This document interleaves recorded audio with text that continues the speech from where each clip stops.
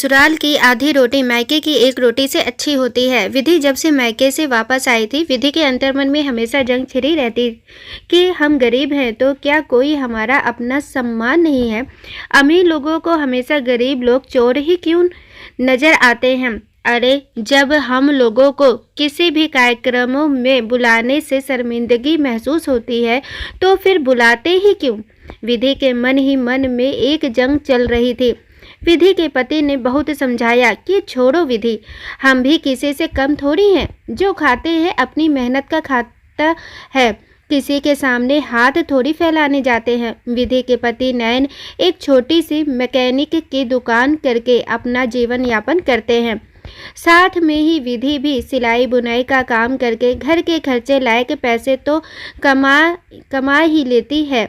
विधि के मायके में माँ पिता तो थे नहीं, 2 भाई व भाभी थे। एक भाई की शादी हो चुकी थी, दूसरे भाई की शादी होने वाली थी।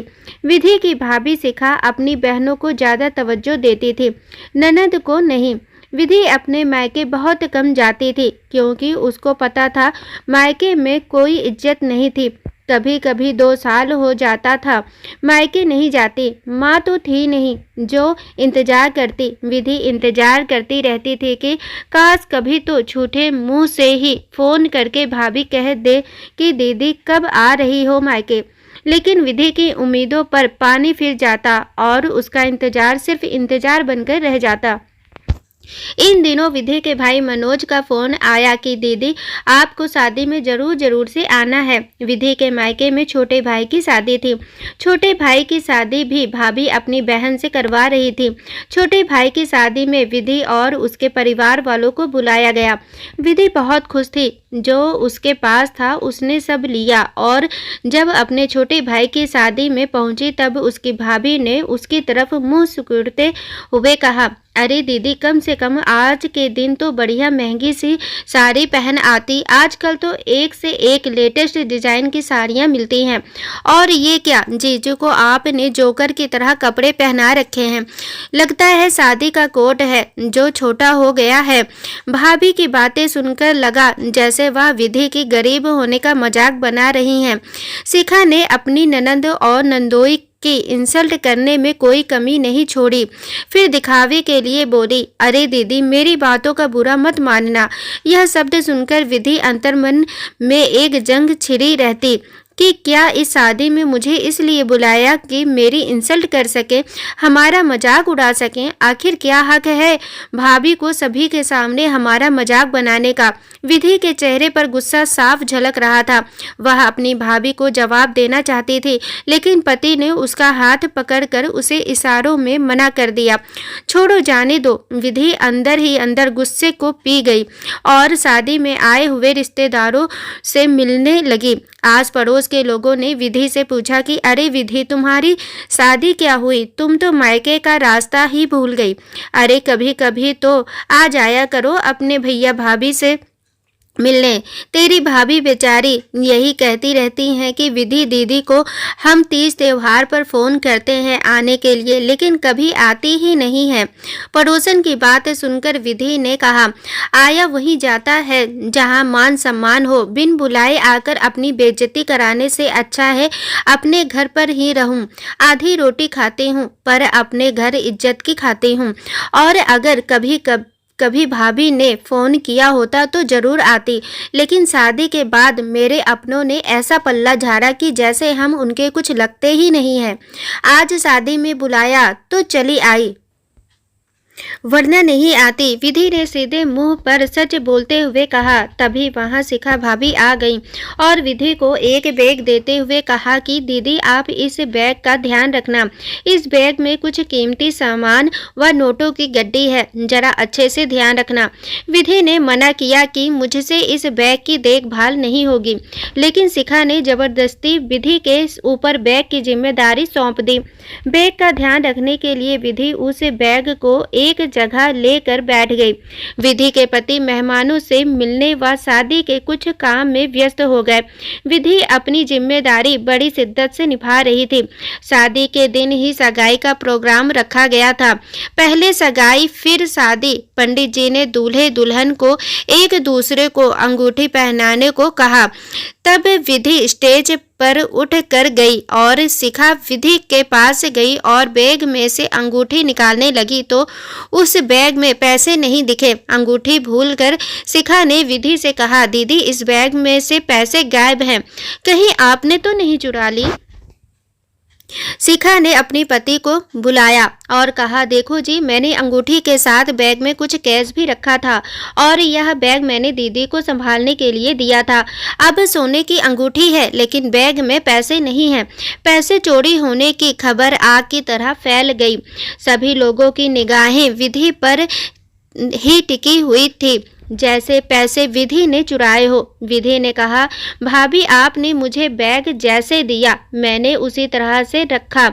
मैंने इसे नहीं छेड़ा और ना ही खोल कर देखा कि इसमें क्या क्या है। आप कहीं और देख लें, मैंने पैसे की चोरी नहीं की है।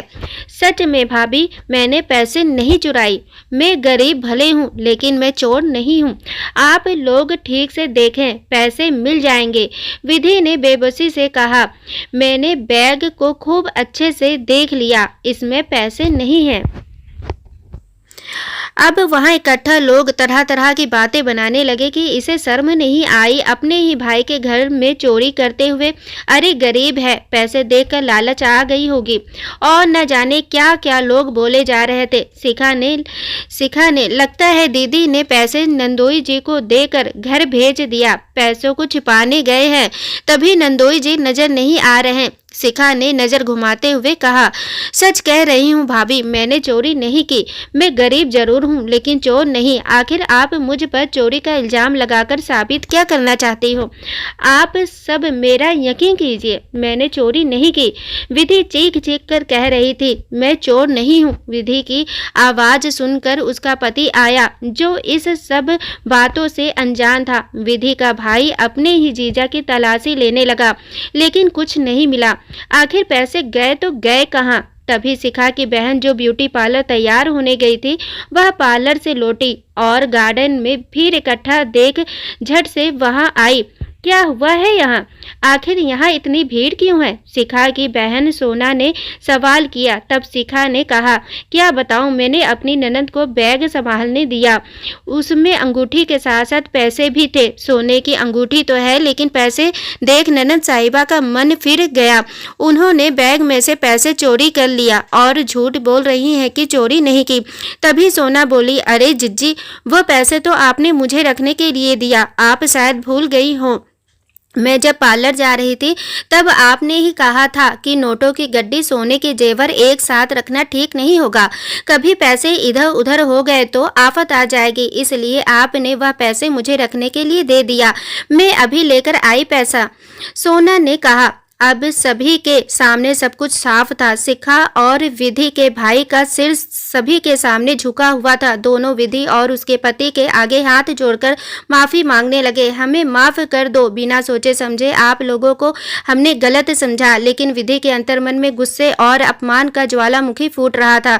उसने सीधे मुंह कहा, तुम लोगों को हमारा अपमान करना था जो तुमने कर दिया। अब माफी मांग कर क्यों अपने आप को शर्मिंदा कर रहे हो? मैंने कितनी बार कहा कि मैंने चोरी नहीं की, लेकिन मेरी तुमने एक नहीं सुनी। मेरे साथ साथ मेरे पति के ऊपर भी इल्जाम लगा दिया।